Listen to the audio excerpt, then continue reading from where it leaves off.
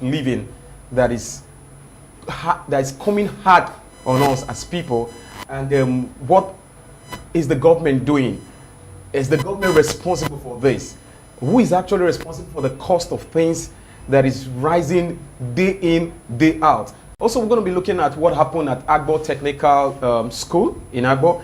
And lastly, we're going to look at the issues that are rising up in different nation based on the local government election that is coming up, what is happening. And today in the studio, I have someone in the studio. I'm going to allow him to introduce himself to the guests. Sir, can we know you, please? Thank you very much, Mr. Ashien, and thank you, PMTV, for this great opportunity. My name is Hobson Ufonimu Zuogo. I'm a graduate of one of the prestigious University of Nigeria, which is Olabisi Onabanjo University. I studied pharmacology, and I'm currently a photographer. Wow, that's interesting, a photographer. Thank you very much. Okay, in Nigeria, we talked about passion, right? Yes. Yeah, this yes. is the country where you see somebody who study medicine becoming a cake designer. Like we heard of Tosin in Warri, right? Yeah, I think they say there's a doctor like that called Tosin that's actually a cake designer in Warri. I don't know if I'm right. Well, it's the situation of the country. Okay, and also passion too. Yeah, passion happens, yes. Passion most especially passion, yeah, yes. passion happens. Well, welcome to Nigeria, where an engineer can actually become a farmer. Thank you. Today, as we said, a lot of things is happening during the week. Okay. Prices of things are going extremely very high. Things you used to buy for 1,000 naira becoming 10,000 naira. Things you used to buy for 4 naira is becoming 20 naira. Everything is going very, very high. I want to ask, is this thing happening where you are? Are you feeling it also, or it's just some few people that are feeling this increase? Thank you very much. Actually, it happens everywhere. So it's happening where I am right now, and it's happening to every Nigerian. Because I'll be very, very accurate to say that it's happened to every Nigerian, because with the way of life, last or back years in turn, we discovered that things were much more better than now. But now, looking at it now, everything has all of a sudden just increased. We do not know why, and we just have to go along with the motion on ground. But I think a lot of people are calling dollar. The question we ask is that what's wrong with this dollar? Why is this dollar disturbing us as a country? A lot of people are talking about the exchange rates and all that. It's something that is very worrisome, very worrisome. And I want to ask, like, what thing have you ever experienced anything like maybe something you used to buy for, you know, some particular amount, and last week it actually increased? Yes, of course. So many things. Should I talk about the privileges? Okay. They've all added money, yeah. And you know, for you to survive in this country, you must have cash. You must have a cash flow running for you. Now you go to the market, you want to get, let's say, because one of the basic essential need of majorly Nigerians is that we must feed. Yeah. Definitely. Every home must feed. Now you will get to understand that the fact that a few years back, people had 3 meals a day. Yeah. But coming to this present situation of the country, people hardly find 1 meal to get themselves feed up. So it's something that is very, very taxing to us. You go to the market, things you used to buy for like 200 naira, you'll be surprised it did not just skyrocket to like 500 naira, it skyrocketed to like 1,000 naira. If you look at it, it's very, very outrageous. But what can the masses do for now? We just have to just keep pushing, and see that with the situation of the country, or with the situation of people finding it difficult to live, we just have to just keep moving. That's it. That's life. Yeah, I think the bottom truth here is just we keep moving. Yes, we just keep moving. When are we going to stop moving? When are we going to stop moving? Because this idea of us keep moving, it seems that these policies that are bringing this hardship, nobody's talking about it from the top. And everybody wants to say keep moving. I feel as a person that is it actually these people don't. Let's take example. Today I ran into the filling station, and I was shocked. I was buying fuel for 6.35, where I normally buy for 6.20. As at 2 days ago, and as at this morning it's already 6.35. It's actually hitting on everybody, and people keep saying keep moving. What advice do you think you could give to the government to see how they could bring this thing down for us? Like what they could do to make this.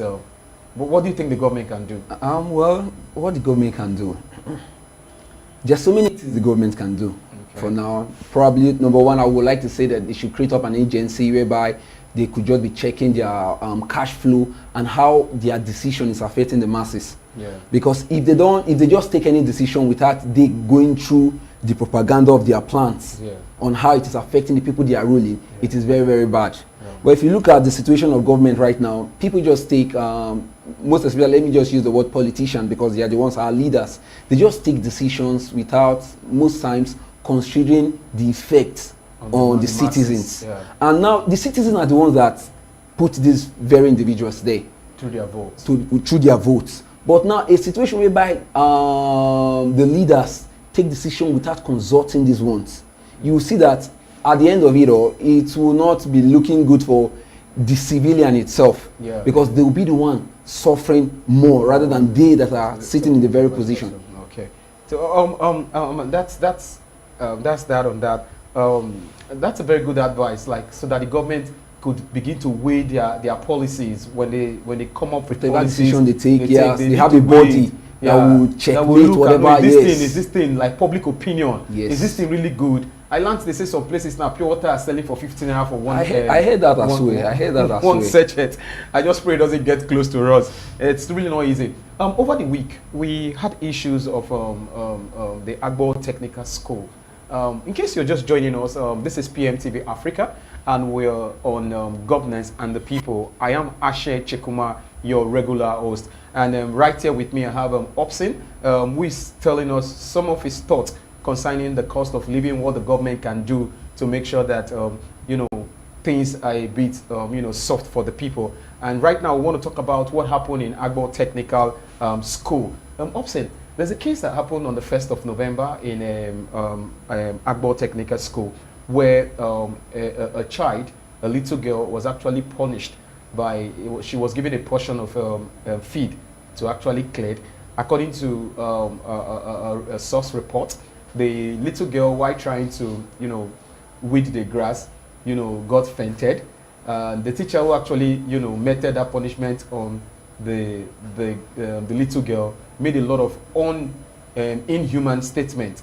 And as the report had it, one of the teachers was able to, plead for the little girl, and the girl was able to be relieved. Before she was, brought back to her consciousness, we learned that they poured her a lot of water. And so when she got home, the foster father saw that the girl is already wet and was curious to say what happened to my daughter. And one of the neighbors who actually attended the same school again narrated what happened. And the foster father actually ran to the school with, which some people said it was a gun, but some reporters said that it was a teaser, that the father is actually a local vigilante. So he has this teaser, magnetic gun or whatever they call it, with him. And but however, he went to the area command. People say he was arrested. According to him, the foster father said he went there for questioning, was later released, and they were meeting subsequently with everyone, all that. Now the question I want to ask is this: is that at what point would the father or would the guardian go to the school to question the disciplinary measure that is meted on the child? At what point? What degree of punishment?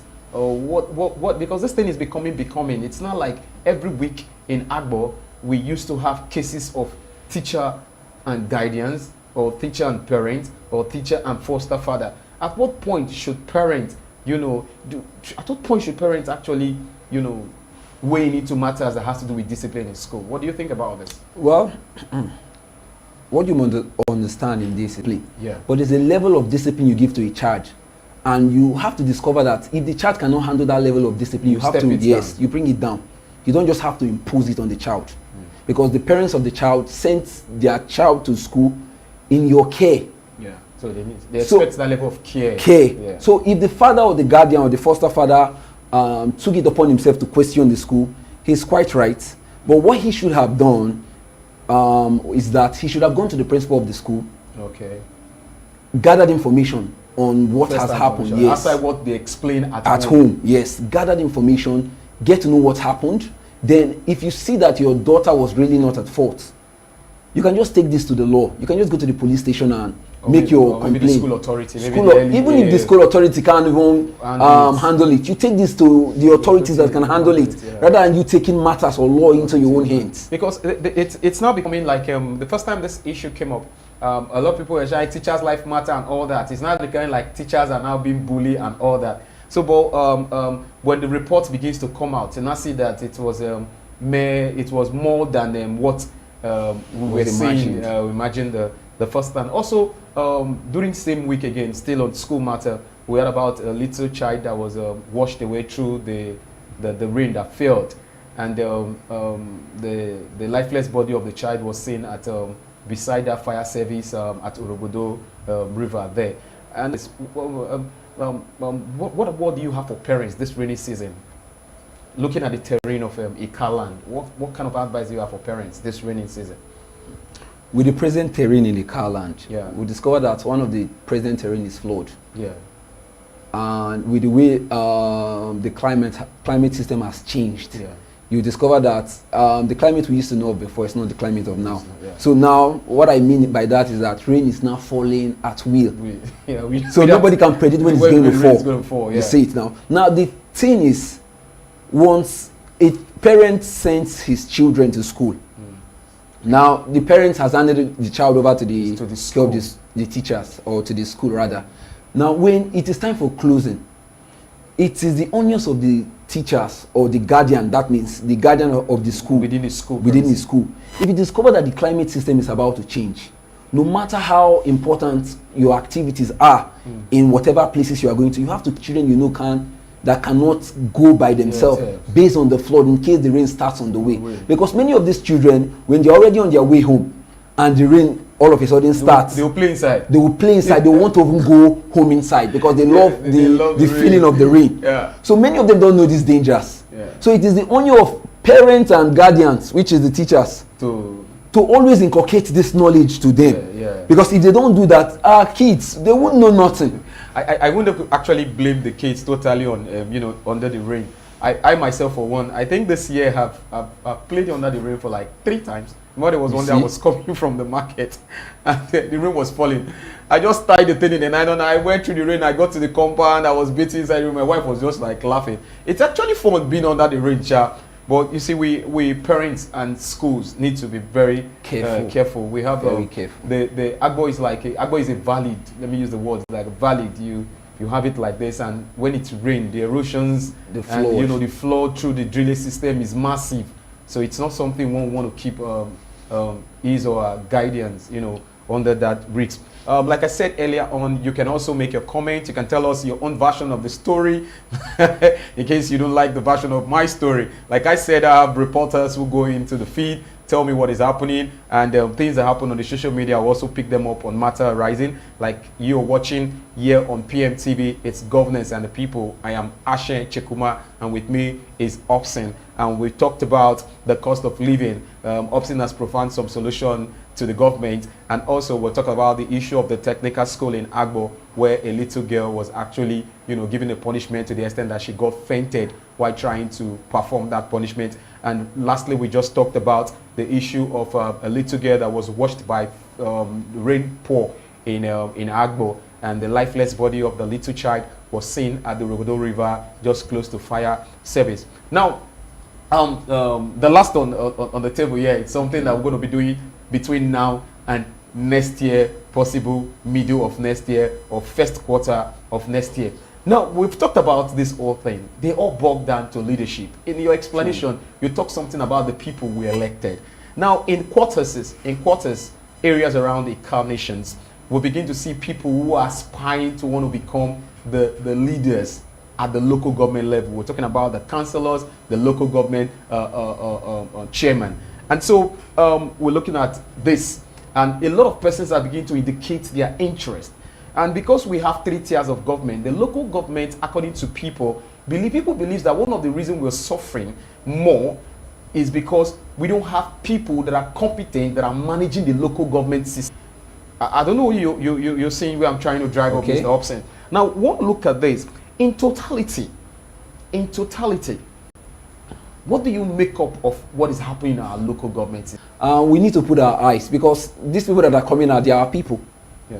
So we know them, and they know us, and we know what they can do, and they know what we can do also. So, yeah. So if we don't put our eyes, it's just like we're just leaving it for people that incompetent. Let me use the word incompetent people that can't carry us along in the areas of politics. Yeah. So it is very, very important for every one of us in the car as a whole to put our mind on these people that are coming, that are aspiring for several positions in the car nation. Okay. I want to say something here. In case you're just joining us, this is Governance and the People. Like I said earlier on, you can participate by making comments on the comment section on our social media, and you can go to our YouTube, PMTV Africa, and on Facebook, you can also watch us live while we're streaming right now. You can make comments, and your comment can be heard by all the viewers. And also, we talked about the local government pool.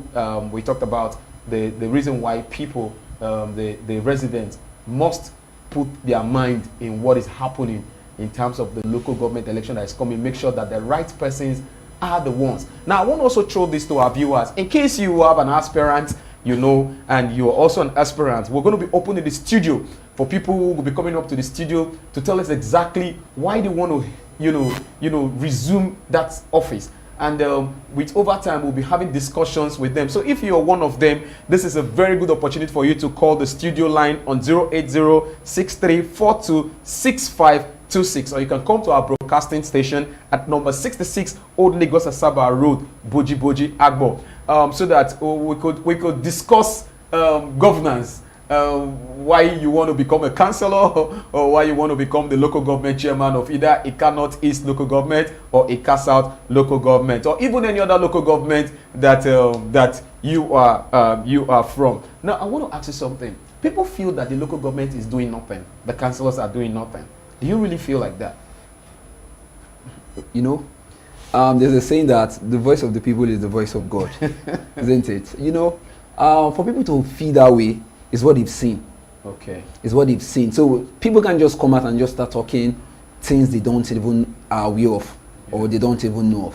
So you see, for people to say that, I go with them. Definitely. As the way they've said it, that's the way I go with it. People say like and do you know the worst part of it is that in the architect of Nigeria, the local government seems to be one of the powerhouse for good governance, or for the people to have dividends of democracy. Yes. Now their functions, everybody just shout federal government, state government. Nobody is holding this local government accountable. And it's unfortunately that most people don't even understand the role of the local government. And so because they don't understand the role, so things that the local government is supposed to be responsible of, they attack the federal government. They also attack the state government. Let's say, for example, you go to the market and the market is dirty. Somebody begins to say, what is even wrong with His Excellency Bola Ahmed Tinubu? What is even wrong with His Excellency Right Honorable Sheriff? We begin to insult people who actually we're not even supposed to even be talking to, because we're supposed to be looking at. So I feel that we begin to equip ourselves on the responsibility of the local government. So what do you think about that? Do you think we don't know the responsibility of the local government is why we're always blaming the state and blaming the federal government? You see, there are levels to these things. Yeah. We have three arms of government: the judiciary, executive, and the legislative. Now, if you look at it, the local government is supposed to be for various communities, as we have in the 36 states. Okay. So it is the local government's priority that the people's voice are heard. Yeah. Because through the local government chairman and the councillors, their motion is moved to the states, and from the states to the federal. Now, the reason why people push their attention back to the federal is because with the system of government now, it's no longer, it's like we are no longer practicing democracy. And democracy used to be government for the people, by the people, and for the people, normally. But now, in the local government sector, it is no longer so, because the governments, those that are in hierarchy, which is the federal to the state, they have so much come to the conclusion of shutting the local government. Now, the reason why people will say the local government, they are not doing this, they are not doing that, and blaming the federal government is because truly those sitting in that political seat of power, they don't have a say. Even if they do have a say, once they present their matter to the people on top, it doesn't fly. Yeah. So, but it's a constitutional matter now. So if it's a constitutional matter, let's take for example the drilling system in our environment. Okay. If a local government chairman takes up the responsibility of, cleaning a drillage, and he also takes a responsibility of making sure that the markets, which is the police, the army, and the other forces that are actually, conventional police, if they are doing these things, I don't see, for me as a person, I don't think the state government will want to shut them down, because let's take this from a different perspective. I am a state governor of a state, and then you are a local government chairman of a local government, and then I get reports from people that you are cleaning drillage, you are doing inspection in the primary schools, your health centers, you are going to inspect your health center to make sure that the mortality rate in childbearing is gone. The issue of create awareness on tuberculosis, awareness on HIV. People. I also get reports that as a local government chairman, you're also doing environmental sanitation on the street. You're sensitizing the people about the use of waste basket. Your disposable motors, these vehicles are working properly, and then also make sure that I also get report from you that you are working in hand in hand with your local vigilantes, and then there are minimal crimes happening within your environment. I don't see where I'm going to trap you, or I'm not saying a situation where I'm going to walk you down or I want to lock you up. So do you think it's because these guys are not doing what is right? That's why the state government are really shutting them down. Do you think they are not doing what is right? Because if they are doing what is right, I don't think any governor or any president in his right senses will get this kind of report and then begin to shut that down. Do you think so? Do you think they're doing what is right? Well, I wouldn't come to an answer to that now. Okay. Because there's something I would like to say because of the things you've been saying. Like last year, I had an opportunity to park around the road, the main road. I discovered I parked properly, if I'm not really mistaken. So after getting what I wanted to get, I came out. I discovered that my plate number was no longer in my vehicle. Wow. Then I checked on my wiper and I saw a receipt telling me to call this number so that I can get my plate number. So I had to call the number, went to the place where the person that picked the call from the other end told me to meet him, and I met him, and I had to pay to get my plate number. But sense, it's like a road flawed here